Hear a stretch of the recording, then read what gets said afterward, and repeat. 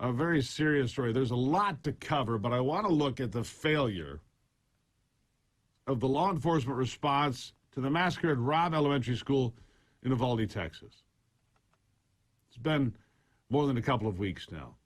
Huge questions are being asked about why police were in the building, armed, ready, and still failed to enter rooms 111 and 112.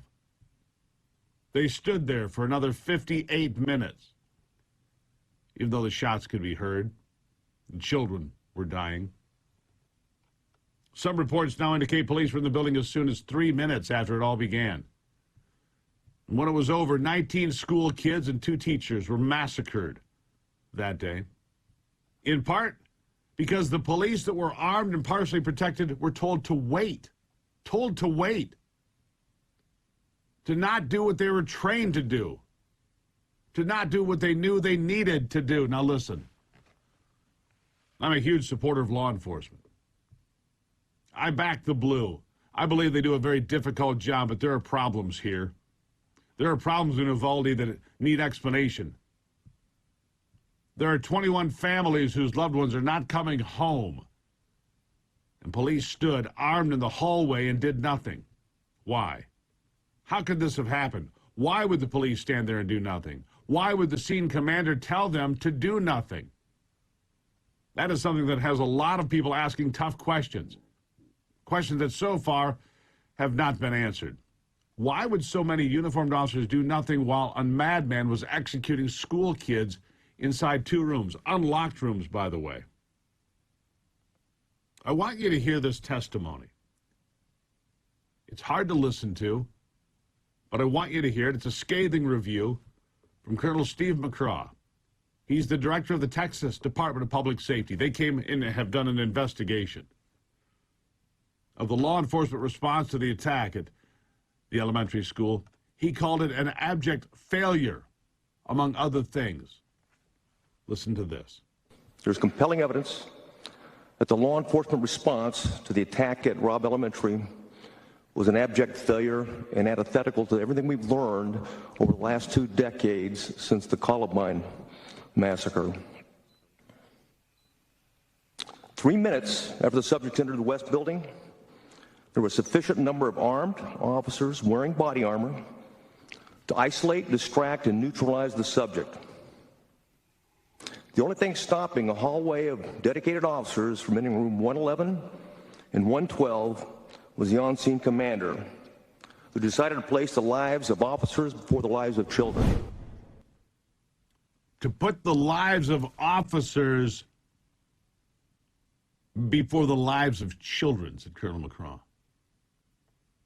Clearly emotional, clearly disgusted by what he had to report. That was in front of state lawmakers in Texas yesterday. That was the beginning. Because it got worse, believe it or not. His testimony got worse. Listen to this. The officers had weapons. The children had none. The officers had body armor. The children had none.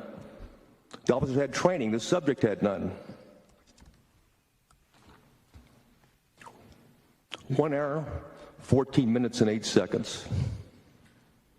That's how long the children waited and the teachers waited in rooms 111 to be rescued. And while they waited, the on-scene commander waited for a radio and rifles. Then he waited for shields. Then he waited for SWAT. Lastly, he waited for a key that was never needed.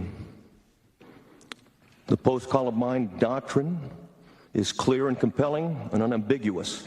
Stop the killing, stop the dying. You can't do the former unless you can't do the latter unless you do the former. The police officers were armed. The children were not. What happened in Uvalde? Why did they not go in? Body armor, 1 shield at least, rifles and weaponry, 58 minutes. 58 minutes more they stood there in the hall. Stunning, really. How could that possibly happen? We heard from the beginning that the scene commander, the incident commander, didn't have a radio. How can you be an incident commander with no radio, no communication to the people that are doing what you're telling them to do or to not do, as the case may be? How do you run a situation where you have an active shooter? And at one point we were told that the active shooter situation had been neutralized. It was no longer an active shooter, but we know now, of course, you remember the mother, the young mother, that broke free, ran to the building, got her 2 kids, and came out. It was all on videotape. We've played it here on this program. And said while she was inside the building, she could hear shots being fired. And police still didn't go in.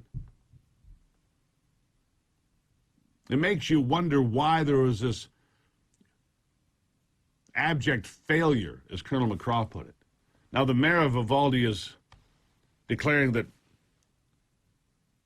this is not right, this is not fair. He's angry, says the mayor of Uvalde. What kind of a farce do you have in Austin today? We had the Bozo the Clown show in the Senate today, you know, with McCraw parading out there and giving answers that they still don't have the facts to. Well, it sounded like he had facts to me, Mr. Mayor. It sounded like he knew exactly, and there was videotape to back it up, Mr. Mayor. There were police officers on videotape standing inside the building with tactical shields, body armor, rifles, and they didn't go in and neutralize the shooter.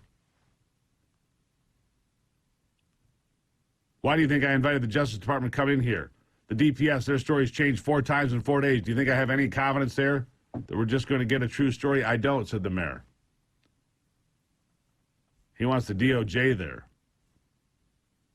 Talking about people you don't trust, the Department of Justice. Anyhow, this story's not over. This story's not over, and it has an odor. That's for sure.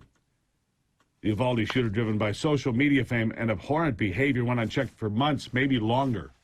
The red flags were there. Congress is busy trying to pass red flag laws. What good are they if nobody acts on them? If the kid shows up on social media with a sack of bloody dead cats, which he did, how did this happen? How did this happen? More news straight ahead on the Steve Gruber Show.